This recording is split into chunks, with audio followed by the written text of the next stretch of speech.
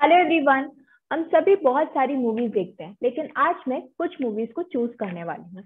और वो मूवीज हैं जैसे सलाम नमस्ते, शुद्ध देसी रोमांस, ओके जानू और लुका छुपी मूवी। इन सभी मूवीज में एक चीज जो है कॉमन है। इन सभी मूवीज में जो हीरो और हीरोइन है वो बिना शादी के साथ में रहते हैं। तो क्या कहते हैं इस तरीके के रिलेशनशिप को? इसे हम कहते हैं live in relationship.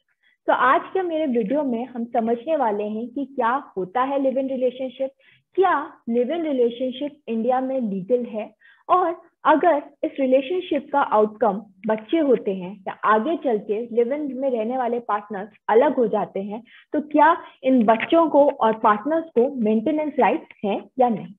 So before starting this video I will request all of you कि आप मेरे वीडियो को लाइक करें, शेयर करें और सब्सक्राइब करें।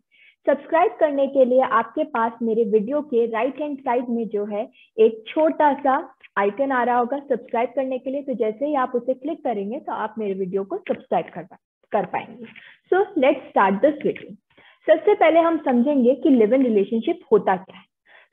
ये तो हम समझ गए कि जहां लड़का और लड़की बिना शादी के साथ में रहते हैं, लेकिन ये तो साथ में रहना किसी और रीजंस की वजह से भी हो सकता है। क्या पता वो अपार्टमेंट जो है शेयर कर रहे हो, तो क्या हम उन्हें लिव इन में रहना कह देंगे? नहीं।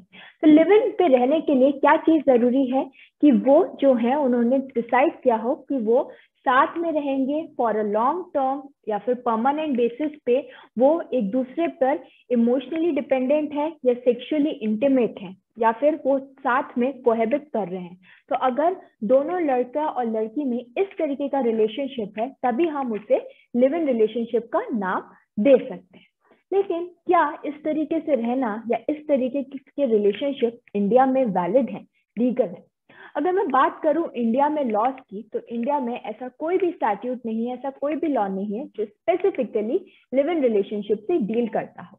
लेकिन फिर भी हम क्यों कह सकते हैं कि इंडिया में लिव इन में रहना लीगल है? वो इसीलिए because of the help of judiciary, because of the judicial intervention.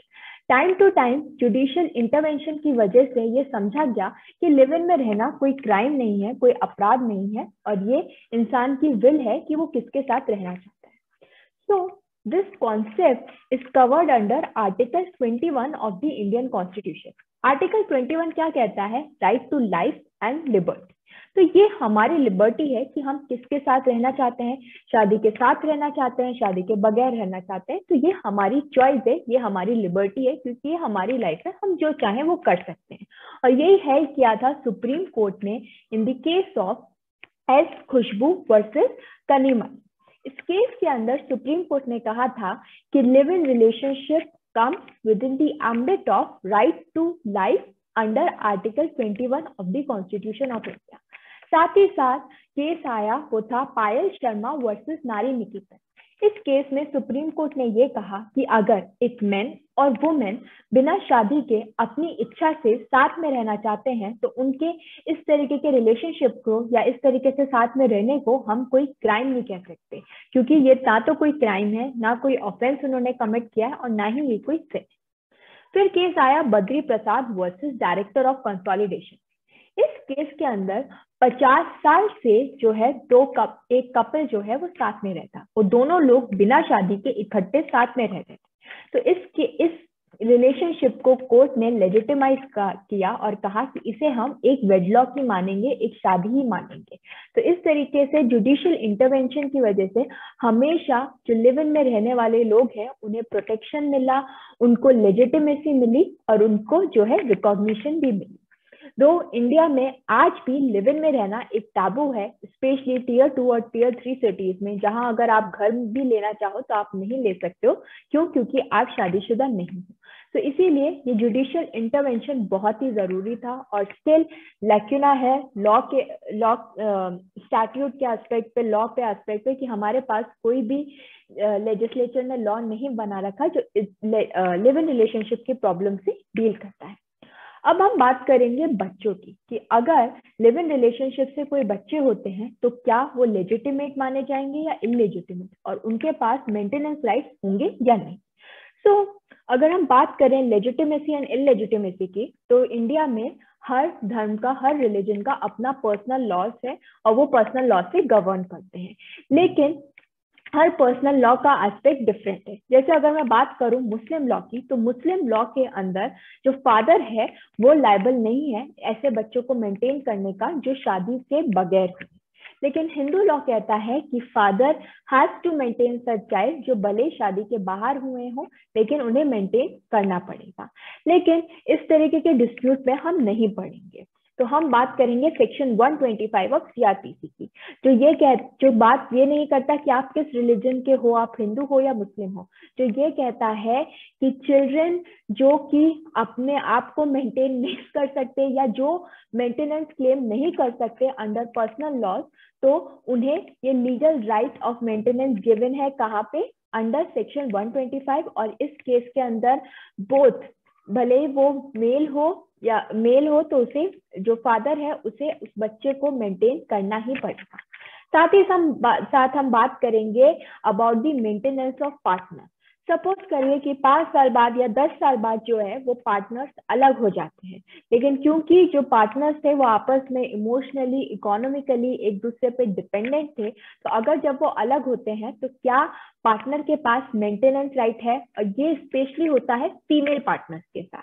तो उस केस में भी जो सेक्शन 125 है वो बहुत ही इंपॉर्टेंट रोल प्ले करता है, क्योंकि सेक्शन 125 ये कहता है कि मेंटेनेंस राइट गिवन है even to the female partner, भले ही वो वाइफ नहीं है लेकिन उसके पास मेंटेनेंस राइट्स हैं और वो राइट्स क्लेम किए जा सकते हैं। अगेन कितना मेंटेनेंस देना है वो कोर्ट डिसाइड करेगा ऑन द बेसिस ऑफ कि किस तरीके से फीमेल पार्टनर जो है अलग होने से पहले रह रही थी। तो इसके अंदर भी एक और बहुत इंपॉर्टेंट केस लॉ है लिव इन रिलेशनशिप के अंदर ही, वो है इंदिरा शर्मा वर्सेस के शर्मा। इस केस में सुप्रीम कोर्ट ने हेल्ड किया था कि लिव इन रिलेशनशिप जो है उसमें क्या जरूरत है, एक इफेक्टिव और एडिक्वेट प्रोटेक्शन की जरूरत है, specially for the female partners and the children born out of such relationship. क्योंकि यही दो कैटेगरी के लोग हैं जो अगर डिपेंडेंट हैं या फिर वो इस तरीके से अलग हो जाते हैं तो वो वल्नरेबिलिटी की कैटेगरी में जा सकते हैं। इसीलिए भी जो वुमेन पार्टनर्स हैं वो कवर होती हैं अंडर डोमेस्टिक वायलेंस एक्ट के अंदर भी। तो अगर कोई भी वुमेन जो कि बिना शादी के रह रही है मगर लिव इन में रह रही है, वो कवर होगी अंडर डोमेस्टिक वायलेंस एक्ट अगर उसका पार्टनर उसके साथ किसी भी तरीके का वायलेंस कर रहा है। So I hope this video was helpful to all of you in understanding whether live-in relationship is legal or illegal, और आप कोई भी ऑफेंस नहीं कर रहे हैं और क्या राइट्स अवेलेबल हैं to the children and partners on living in the live-in relationship. So please do like, share and subscribe to my channel. For subscribing to my channel, again you can click on the link given on my video at the right hand side corner. और in case आपको कोई भी query है in regard to legal exams or legal issues, you can reach out to me on my email ID or on my Instagram ID. Link for the same is provided in the description below. Thank you very much.